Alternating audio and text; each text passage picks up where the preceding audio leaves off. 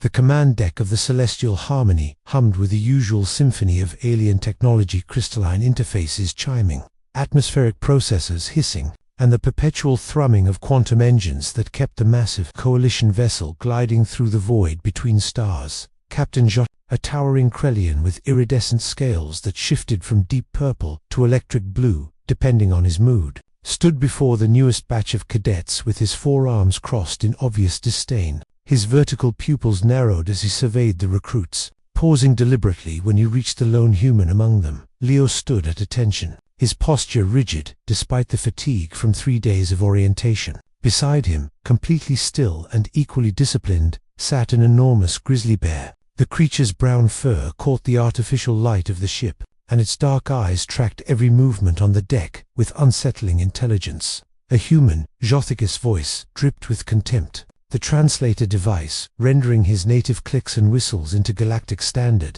"And you've brought a pet to military service. How quaint."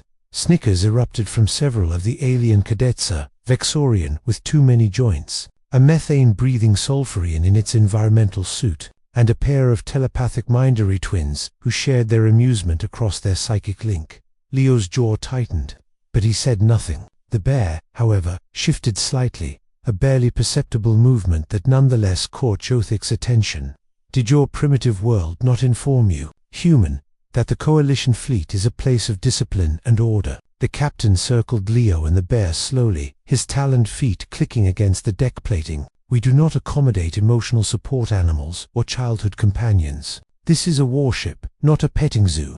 "With respect, Captain," Leo's voice remained steady, "Isabella is not a pet. She is my bond companion and a fully registered member of my combat unit under Article 47 of the Coalition Inclusion Protocols." "Isabella?" The bear's ears perked up at her name, but she maintained her sitting position, utterly motionless otherwise. Jothic's scales flashed an angry crimson. "Article 47 applies to sentient auxiliary species capable of independent military contribution. Your bear is nothing more than a dumb animal from a backwater death world." "Then you don't know humans very well." "Sir," Leo replied quietly. The captain's face came within inches of Leo's, his breath smelling of sulfur and brine. "I know that humans are the newest species to join the Coalition. I know that your world only achieved faster-than-light travel 30 cycles ago. I know that while the rest of us were building empires among the stars, your kind was still throwing rocks at each other in tribal conflicts." He straightened, addressing the entire assembly now. "The only reason Earth was granted Coalition membership was political appeasement. Your species brings nothing to our ranks except hubris," and he gestured dismissively at Isabella. "Primitive attachments to lower life forms." The other cadets laughed openly now. Even Cadet Instructor Vril, a normally stoic Arconian, seemed to suppress what might have been amusement, his crystalline features refracting light in sharp angles. Leo's hands clenched into fists at his sides, but he maintained his composure. Isabella, however, was another matter entirely. The Grizzly rose to her full height, 8 feet of muscle, claw, and barely contained power. The deck actually seemed to vibrate with her movement. Her lips pulled back, revealing teeth that could crush bone like bread, and from deep within her chest came a sound that had no place on a spaceship built for the vacuum of space. The growl started low, a subsonic rumble that resonated in the bones of every being present. It built steadily, transforming into a roar that carried within it the primal echo of Earth's ancient forests, of territories defended, of prey hunted, of a dominance hierarchy forged over millions of years of evolution. But what froze every being on that command deck, what made Jothic's scales flash to a pale, frightened white was what came next. "He's my master." The words were rough, formed by a throat and mouth, never designed for galactic standard, but they were unmistakable. Isabella's voice carried the weight of absolute conviction, and something else, something that made even the ship's vibe pause its normal operations for a fraction of a second. The command deck erupted into chaos. Alarms blared as security protocols activated. The Mindari twins collapsed, their psychic link temporarily severed by the shock. The Sulfurian's environmental suit released a panicked burst of methane that its scrubbers struggled to contain. Jothic stumbled backward, his forearms flailing for balance. It spoke. The creature spoke. Leo finally allowed himself a small smile. "Her name is Isabella, Captain, and she's not a creature, she's my partner. Earth didn't just send humans to join the coalition. We brought our family with us. Isabella settled back onto her haunches beside Leo, her expression returning to calm alertness, though her eyes never left Jyothi. The captain stared at them both, his scales cycling through colors so rapidly they created a nauseating strobe effect. Instructor Vril stepped forward, his crystalline form refracting the emergency lighting into rainbow patterns. Captain, I believe there has been a misunderstanding.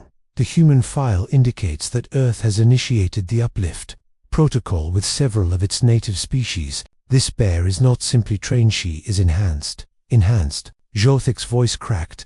Leo nodded. Neural augmentation, vocal structure modification, cognitive enhancement therapy. Isabella has the problem-solving capability of a Tier 3 sentient and the combat efficiency rating of a Krellian shock trooper. She's also completed the same basic training as I have. He paused, his smile widening just slightly. Actually, sir, she scored higher than me on the tactical assessment.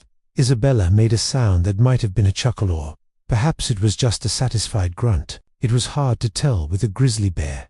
The other cadets were silent now, staring at Isabella with a mixture of fear and newfound respect. The Vexorian had backed up against a wall, its multiple limbs tucked protectively against its body. Jyothik struggled to regain his composure, his scales finally settling on a neutral gray. This is irregular. I was not informed the information was in our file. Sir, Leo said, his tone respectful but firm. Section 7, Subsection 12. Earth's integration package includes comprehensive documentation of our uplift program. We've enhanced bears, wolves, dolphins, and several species of great apes. They're citizens of Earth, same as humans. The captain's translator clicked rapidly as he processed this information. Finally, he turned to address the entire assembly, though his gaze kept flickering back to Isabella nervously. It appears, he said slowly, that the humans have brought more to the coalition than I anticipated. Cadet Leo, Auxiliary Isabella, you are dismissed to your quarters.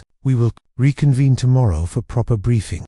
As Leo and Isabella turned to leave, the bear paused, looking back at Jot. In perfectly clear galactic standard, she said, "Thank you, Captain. We look forward to serving with honor."